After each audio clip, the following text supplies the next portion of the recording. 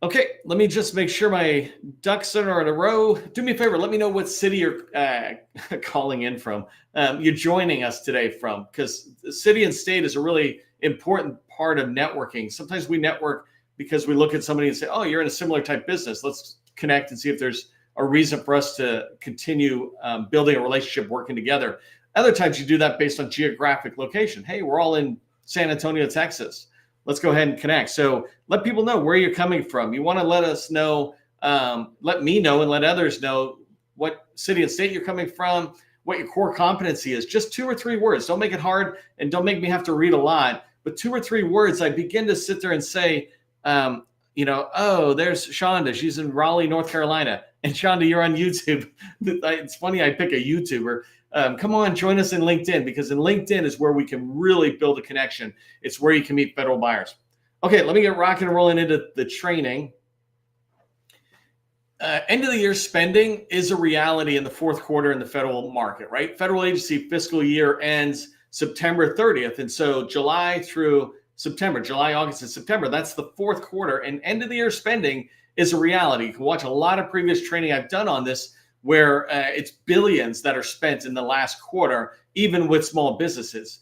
But you don't want to go into the fourth quarter unprepared, right? You don't want unrealistic expectations, but you certainly don't want to be unprepared. You want to have a plan that's going to lead you to the success that you want. Today, I mentioned already, is June 24, 2024. That means the fourth quarter begins in 1 week. I think it literally is Monday. Let's see, Wednesday, Thursday is the 4th, 3rd, 2nd, 1st. I think it's Monday, right? So the fourth quarter is literally 1 week away. Make sure we're having a plan in here. If you're a prime with experience, then it's not unrealistic for you to pursue some prime end of the year contracts. If you don't have any experience, right, then especially federal prime experience, then you can pursue end of the year dollars through subcontracting with other companies. There's thousands of small businesses and larges, but small businesses is where you want to go if you don't have any experience or much experience. There's thousands of them out there who would love to team up with somebody else who can help them win a contract, so everybody wins. But the first thing is we need to start off with a reality check, right? And so I'm going to go through today's training as if it's a reality check. We want to ask ourselves these 7 questions about how ready are we for the end of the year spending that's going to happen.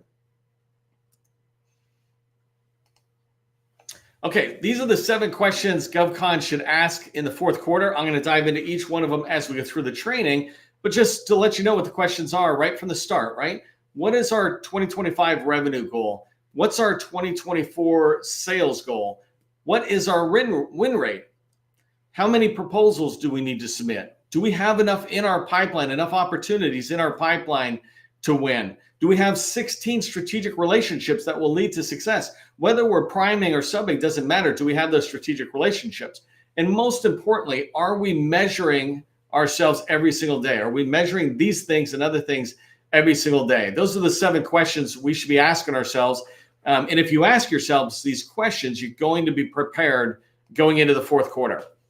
If you don't know who I am, my name is 𝗕𝗓𝗏. I want to welcome you to my federal sales training. I'm the president of the GovCon Chamber of Commerce. I spent 20 years as a small business owner in the federal market. And since 2018, I've been teaching people like you that government contracting is not a secret. It's just a process. When we follow a process A to Z, we're going to have repeatable, predictable results. And this is what I want for you.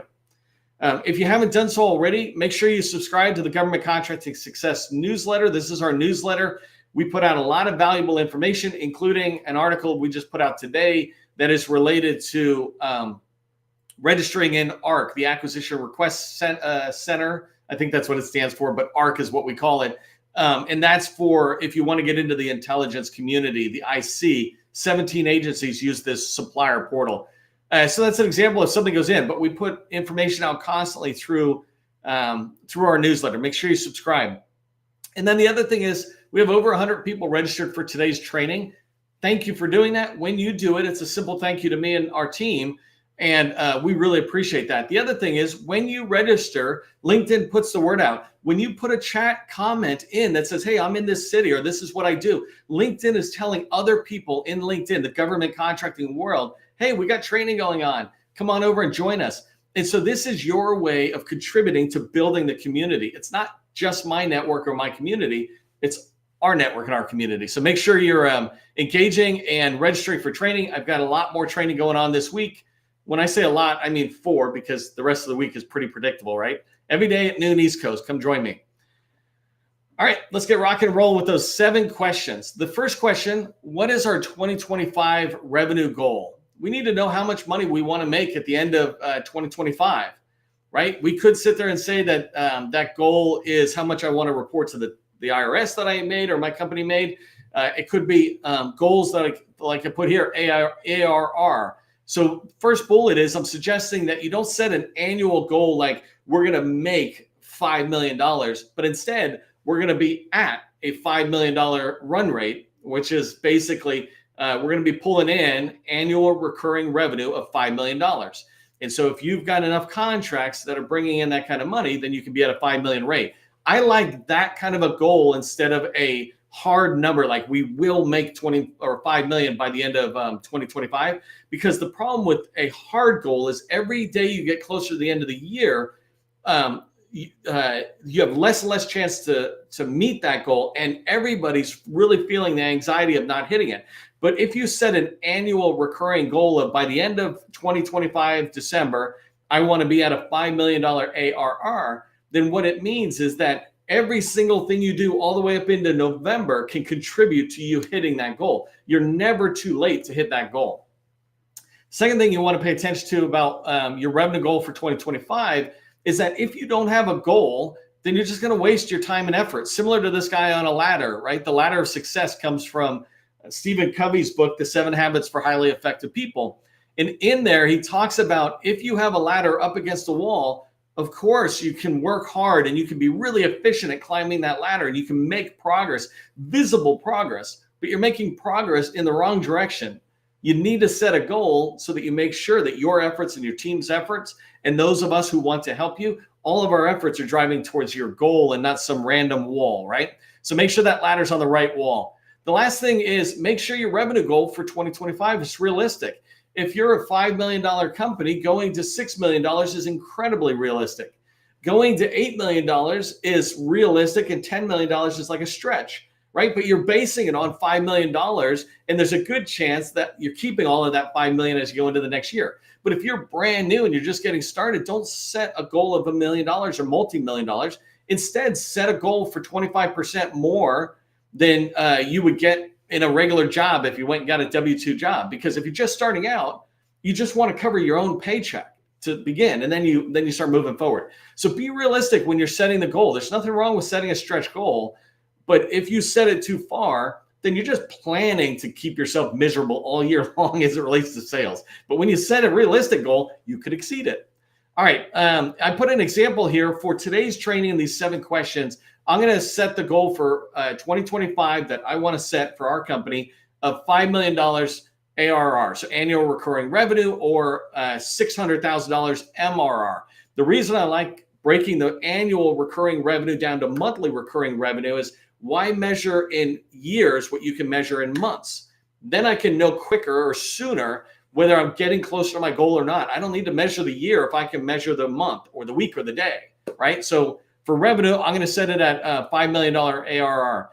And so just looking at that really quickly, that represents 25 full-time equivalent employees. And I put that down as if those employees were all billing out at $100 an hour, they would bring in $200,000 in revenue, and that would equal 25. So I've just got a couple of things in my mind. $5 million goal, it's going to take 25 people to do it. And monthly, it's a $600,000 bill rate. I need to have invoices of $600,000 going out every month to hit it, right? And again, because it's an ARR or recurring revenue, I don't need to do it in January or March. I can get to that goal. Okay, that was our first question. What's our 2025 revenue goal? That leads to our second question, which is kind of the one that drives into the end of the year. We have 2 end of the years, by the way. We have the fiscal end of the year, which ends September 30th, but also we have a whole nother 3 months to the end of December, and guaranteed the government is spending money in the last quarter of the calendar year. So you've got 6 months. There is an end of the year excitement with the federal fiscal year, but you've got 6 months of sales goals. And so you need to set your sale goal based on your 2025 revenue goal. We answered that question. What is this answer? So your sales goal, the reason you want that is it drives the activity you're going to be doing. If you don't know what your sales goal is, then anything looks like you're going towards where you need to be, but you could also be doing nothing that's not getting you there. And so you need to make sure your activity, your sales activity, where you're talking with customers, identifying opportunities, all that kind of stuff, is aligned to your sales goal. And so I already mentioned the sales goal leads to the revenue. And what I'm using for today is I'm a service-based business. That's what I've always been. So I always basically had 5-year period of performances. I'm using that as my example today. You use whatever is normal for you. But my sale goal, because normal contracts that I get will be 5 years, my sale goal can't be a 1-year number. It's got to be a 5-year number. And what I mean by that, if you look at the example, is if my revenue goal for 2025 is 5 million, then my sales goal is 5 years times that revenue goal. So 2025, 5 million, 25 million is that 5. So now I know my sales goal is 25 million. I need to bring in $25 million, and I expect it to spread out all the way through 2030 or whatever year that would be out. Okay, the third question. So we got our revenue goal and our sales goal. The next question we need to be asking ourselves as we go into the end of the fiscal year here is, what's our win rate? How many times are we winning compared to what we're submitting? So an example is, first thing you want to ask yourself when you're determining what's your win rate is, how many proposals did we send in the last 12 months, right? Just use any period you want, but 12 months is a good window. We submitted 10 proposals in the last 12 months, in the last year. How many won? We won 5 of those. Well, that means our win rate is 50%, or 1 out of every 2. If we submitted 10 proposals to the government and we won 5 of them, 1 out of every 2 is winning, or 50%. And so if we win 1 out of 10, which is important to know, then we have a 10% win rate. Here, my example is we have a 25% win rate. When there's no data, I always say just go with 25%, because it doesn't matter at this point. Your data will begin to add up and give you more accurate information. But 1 out of every 4 proposals, everybody should be winning. If you're not there, that's fine, but that's where you need to get to. That's where we want to get, is 1 out of every 4 opportunities at least is winning. I was looking at Booz Allen's financial report to its investors this morning, and I noticed that they were talking about they have a 63% win rate on new opportunities. And I thought that was amazing. But one of the things you need to keep in mind is much of what they go after is on contract vehicles that they have already won. So they're not going in blind. I'd love to see that percentage number if they went into random agencies they've never been in before. But still phenomenal. 63% win rate is a really good win rate. So, okay, so you need to know what your win rate is, because this will tell us how much work we need to do. That leads us to this next question, the fourth one. How many proposals do we need to submit? If our revenue goal is 5 million, our sales goal is 25 million, and our win rate is 25%, then how many proposals do we need to submit? Obviously, we need to submit 4 times as many opportunities as we need to win. So here, I put down a couple of things I just want you to remember. Today's training is not in-depth on the numbers. Today's training is just to give you 7 questions you and your team should be asking yourselves, right? And if you're a team of 1, sit down, look in the mirror, and ask yourself these questions. How many proposals do we need to submit? So the first thing I put here is you want to get to this point where you're submitting a proposal every 2 weeks. And I love saying statements like that, because sometimes people come along and they'll say all these one-offs. Never worry about the depends answer. If somebody asks a question and the answer begins with depends, it's like, come on, just pick what I call the happy path, the normal answer, and then let the exceptions happen as they happen. But every 2 weeks, you should be getting a proposal out. That's only 26 proposals a year. I'm saying you should write 40 proposals, so you actually need to increase it. And you can do this if you're brand new. It might take you a little bit of time, and you will do it all with subcontracts under somebody else, right? But you can do this, and I'll talk about it in the next slide on how, or in 2 slides. But anyways, the idea is if you're getting a proposal out every 2 weeks, that's a really good clip. And if I was worried about, the workload or whether I can write it, then one proposal is as a prime contractor where you're trying to win it. And one proposal is as a subcontractor where somebody else has the lead. This is totally doable, right? And I have whole trainings on how do you do that? How do you begin to line it up? The most important thing you got to keep in your mind, though, is you want to be writing proposals that you can win, which means you're writing to your sweet spot, your core competency, which I hope you put into the chat and let us all know what it is. So how many proposals you need to submit is based on that 25% win rate. And that's what I put here. Actually, then I changed it all up. Here, I'm using the example of 10% win rate. Sorry. I think it's because the math is easier for me than 25%. But if my sales goal is 25 million, right? Remember, I want to make a revenue goal of 5 million in 2025. So a sales goal in this year of 25 million. That means, and I have a win rate of 10%. That means I basically need 10 times that. So $250 million in what's called total contract value, or TCV. And that total contract value is the 5-year period of performance. If I submit $250 million in total contract value to the government at a 10% win rate, then my expectation is I'm going to win 1 out of 10 of those. I need to submit a minimum of 10 proposals. Again, I'm not deep diving into the numbers. I've done that in other trainings, and I've laid out spreadsheets, et cetera, that you can look at. Today, most importantly, I just want you to ask yourself, how many proposals do I need to submit in order to achieve the sales goal that will lead to my 2025 revenue goal? You need to ask this question, right? And when you have that question answered, that will drive your activity as well. You will know in your team, if you're a bigger team, right? Your team will know how many proposals do we need to get out the door? How many do we need to get out every month, every couple of weeks? Okay, so that's how many proposals. Before we move on to opportunities, just wanted to share some exciting news. If you haven't heard me talking about this, I'm really excited.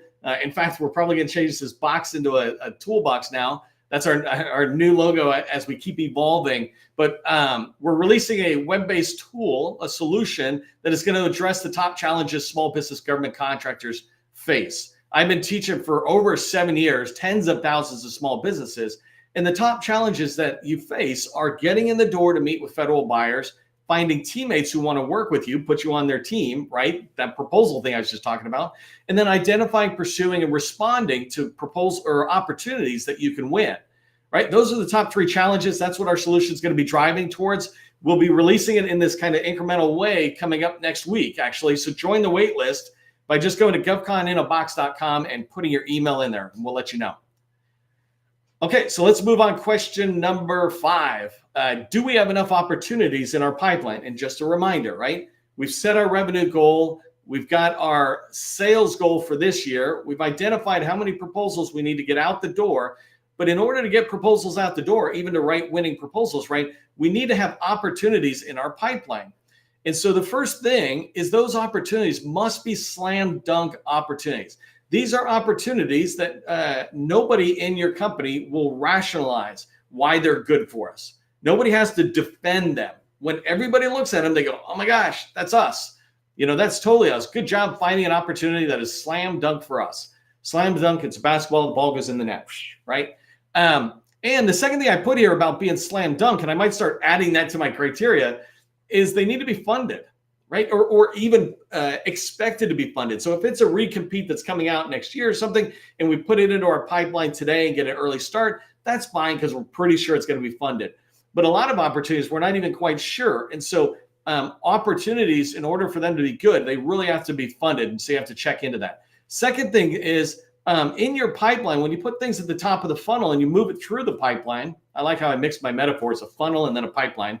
But when you move something through the sales life cycle, right, things that come in do not always come out as a proposal at the other end. And so you have to keep that in mind, that opportunities die or get abandoned or shift to the right, or for the good of the government, they stopped funding it this year and they'll fund it next year. Make sure you have enough opportunities in your pipeline. How many is that? Do you know how many opportunities you need in your pipeline? And it guaranteed is not hundreds, right? Don't put a ton in there because they all must be slam dunk. And so that's what I mean by do not fill your pipeline. I see too many people go out there and there's all these tools, and it's not even this new rash of AI tools, but even before that with govwin, it was like one of the biggest violators I hated, where people just go to GovWin and they'd be happy if they could connect it to their pipeline, open up the funnel as if there was a big end at the top and the bottom, and they just drop it all into their pipeline. Well, all you're doing is making it crazy for you. Leave all the data in the sources that they're at and find your slam dunks, get them into your pipeline. So anyways, how many do you need? What I put here is that if we need 10 winning proposals or 10 proposals to win $25 million, our sales goal, then we need 20 opportunities minimum, because what I'm saying is if you put an opportunity that is a slam dunk into your pipeline, half of them won't come out the other end for whatever reason. You'll end up not going after it. It'll shift to a different vehicle. It'll require a top secret clearance. You don't have it. All those kind of things could happen. So 1 out of 5 aren't going to make it to the end and have a proposal being created. So I'm putting in here 20. And then when you think about the value that's in there, do we have enough in our opportunities in our pipeline? That is a number and it is a value. So the number is how many actual different opportunities do we need? And then total contract value. So here I put 500 million, and this just goes into the math of 25 million times 20, I think is what it is. Okay, I want to pick up speed a little bit because I'm just tracking on the time. Question number 6 is, do we have enough strategic relationships that will get us to these points we're talking about? If you haven't noticed, I'm basically reverse engineering from the win to the start of your sales lifecycle. So here, do we have enough strategic relationships? Oh, that's funny. My whole PowerPoint just went down. So hold on one second. By the way, strategic relationships, I can keep talking while we're going so I don't lose time. And hopefully I haven't lost my whole thing. But strategic partnerships are ones we have mutual commitment to growth. And so these are people you're meeting on a regular basis with. Okay, my slides are up. Let me get back to them really quick. Strategic relationships up, coming back. My office, Microsoft Office crashed, but we might be back in. Good, we're back in. Hopefully this is all working good.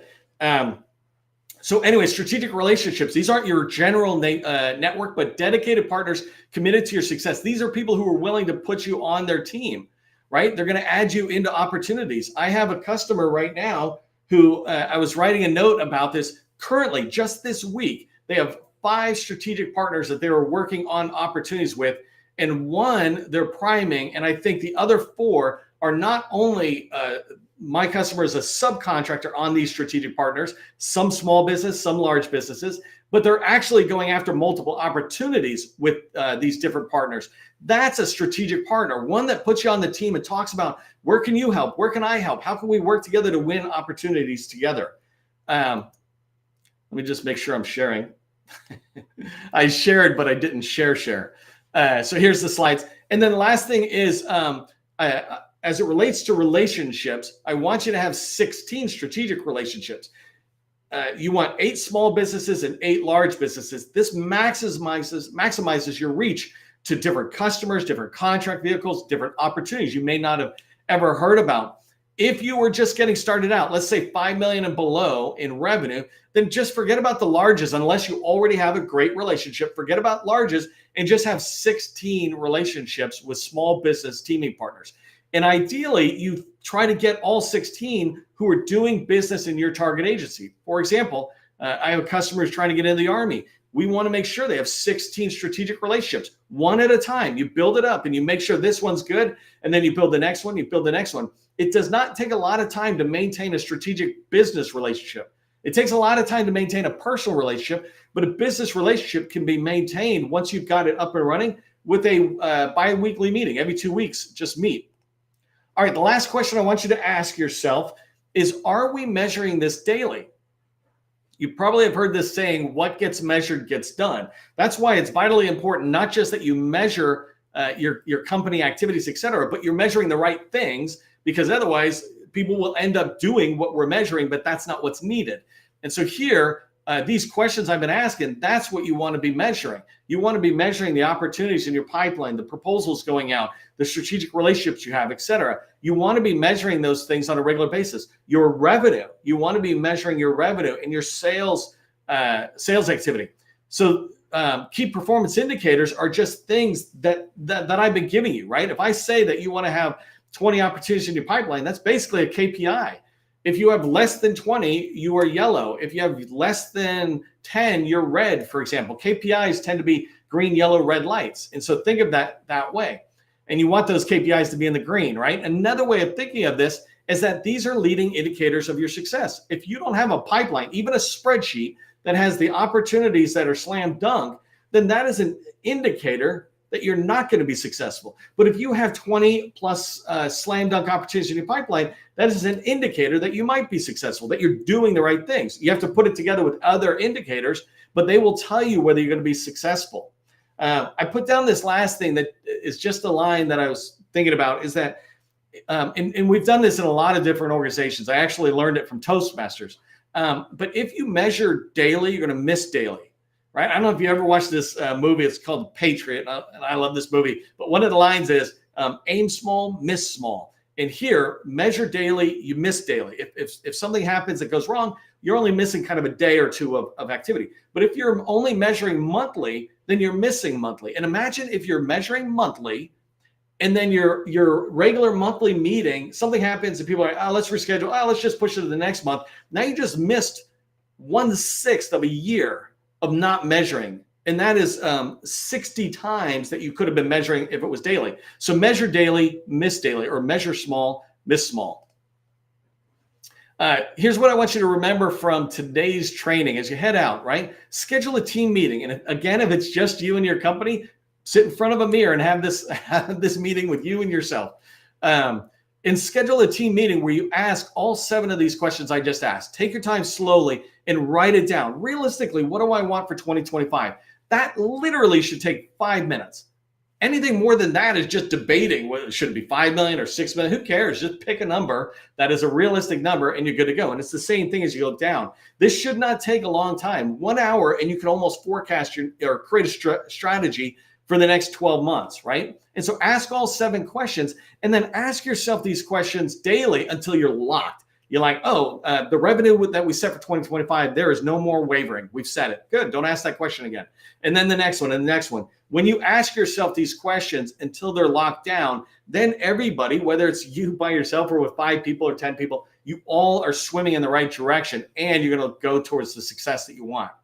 Hey, a reminder, if you want to hear about our GovCon in a Box tool that we're rolling out, web-based tool to help you, small business, government contractors, just go to govconinAbox.com, register for the wait list.